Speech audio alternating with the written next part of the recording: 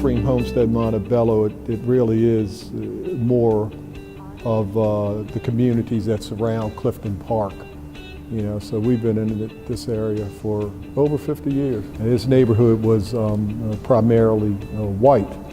But one of the reasons why they moved here was because they wanted a better life for their grandchildren. So the family pooled their resources together to get a house in this area. One, because of the parks and the open spaces, and the other was because of the schools in the area.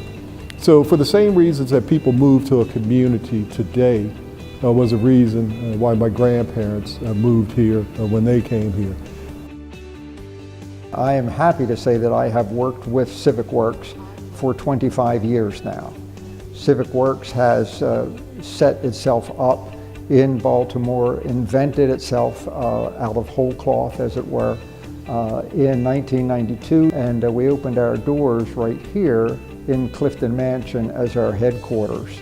And from the beginning, we had a dual purpose that was to assist the community in improving itself through the minds and hands of young adults who would volunteer themselves to serve the community while developing skills and other self-building experiences.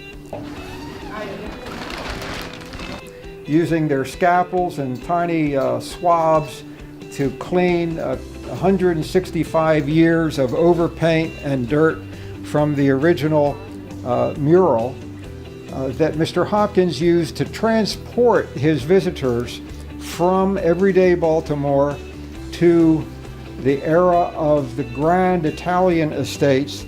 Our job as an organization is just to be that central collection point for people to come together and to work in a unified effort. I would say the most positive thing about our community are its people, you know, and the fact that we have the absolute best location of any community in the city of Baltimore. I mean, we have the wonderful Lake Montebello, beautiful 18-hole golf course, tennis courts, outdoor music pavilion, performing arts center. So through our members, that's one way in which we engage the community. And young folks from the late teens through the mid-20s find their way to our door every year and enroll. And when they do, they receive a small stipend during their hours of enrollment. And at the end of that enrollment, they receive a college tuition award.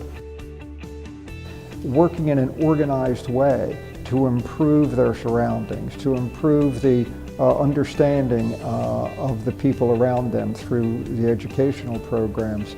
So whether someone comes to us and becomes a tutor in a high school, or someone comes to us and learns job skills, they enrich the community because they are never really detached from it.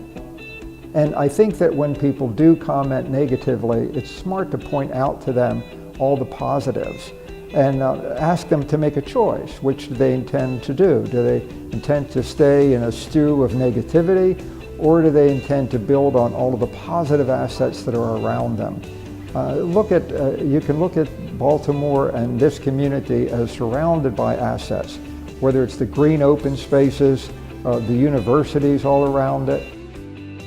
The negativities, I think, can be overcome with a lot of positive stuff that is here if we just look for it.